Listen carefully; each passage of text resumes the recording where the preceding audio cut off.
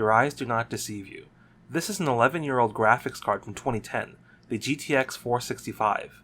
I picked up this Asus lower style version sometime last year on eBay for around $15. That's pretty much the highest I'd paid for a card of this age. Back in 2010, it would have set you back $279. In today's market, you'd probably only get the empty box for that price. It's a less powerful version of its bigger brothers, the GTX 470 and the GTX 480, a mid-range card of its day. It boasted 1 GB of VRAM. That was pretty good at the time. It has 2 DVI and 1 mini HDMI output, so it probably won't be something you'd use for 4K gaming unless you fancy yourself a slideshow. It notoriously ran hot, loud, and sucked on power like an electronic vampire. Nvidia called this architecture Fermi. I'm not really one for flickering numbers and counters or random stats. I care more about the gameplay experience, how it feels. If it feels good, it can certainly game. I paired this card with a processor I had laying around, an i3-4130, which was released in mid-2013, a competent budget CPU of its day. It's not quite as old as the 465, but it's of a similar time period, and you're probably not going to be using the 465 in a modern build. I'll be using 8GB of DDR3 1600 MHz RAM, which is plenty for this configuration. So this begs the question, will it game in 2021? Let's take a look at some gameplay footage without all the number vomit. I decided to try everyone's favorite cube game, Minecraft. Now I know Minecraft can pretty much run on anything that can be plugged in, but you'd be surprised just how demanding rendering all these cubes can be, especially in minigame servers. At 1080p, with graphics pretty much on out-of-the-box settings, I disabled VSync and reduced the render distance to 8 or lower. The 465 runs it at a more than acceptable 50 to 60 frames per second, with few compromises that won't seriously change the gameplay experience, especially while playing multiplayer. I will note that if you do disable VSync, you will occasionally experience screen tearing. I can personally deal with this moderately, but if this bothers you, you can limit frames to 40 or 50, and that should reduce this effect. And now, point-and-click simulator, CSGO. Besides my aim being absolute crap, my excuse is that I've been playing a lot of turn-based strategy games lately. At 1080p, CSGO runs consistently over 60 frames per second if you let the game automatically select your graphic settings, which would be the lowest settings for the most part. Occasional dips into the upper 40s may occur, but generally the 465 will hold itself in the 50s to 60s range reasonably. And now, glide and slide the game, Apex Legends. Well, the 465 struggles to glide or slide in this title.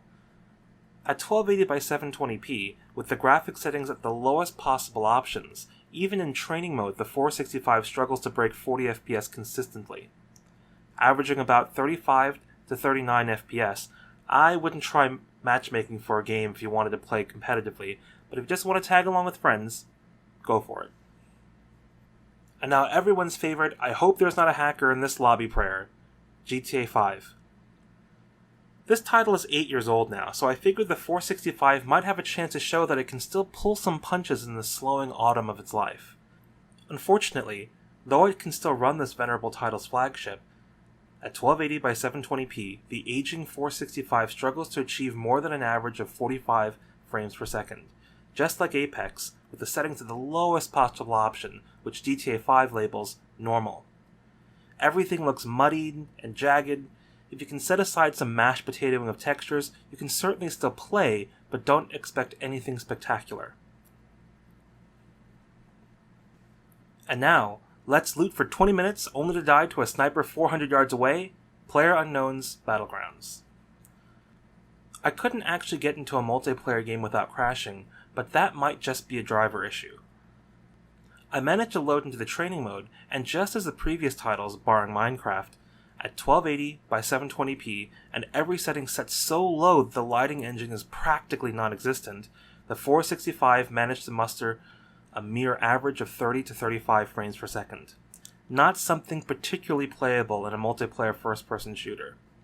It feels sluggish, and my aim might be horrible, but it's even more uncomfortable given the graphical restrictions. Well, there you have it. Some gameplay using the GTX 465. I wouldn't go out there and say you should definitely think about buying this card some 11 years past its best buy date. But, well, there are no buts. Honestly, the 465, though it can run many of these titles, it's well past its days of playing any modern first-person shooter title. Its reputation for running hot definitely holds true. So to answer the question, will it game? Not really.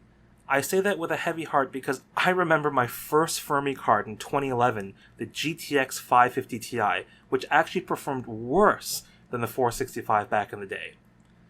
That being said, I think it's super interesting to see that it can launch these modern titles and not be a complete slideshow. I will put a little asterisk next to this not really though. If you have a 465, or it was handed down to you, give it a spin. It can certainly play less demanding titles like Minecraft and similar games with ease. Thanks for watching. Leave a like and subscribe if you enjoyed this video. If you didn't, that's okay too.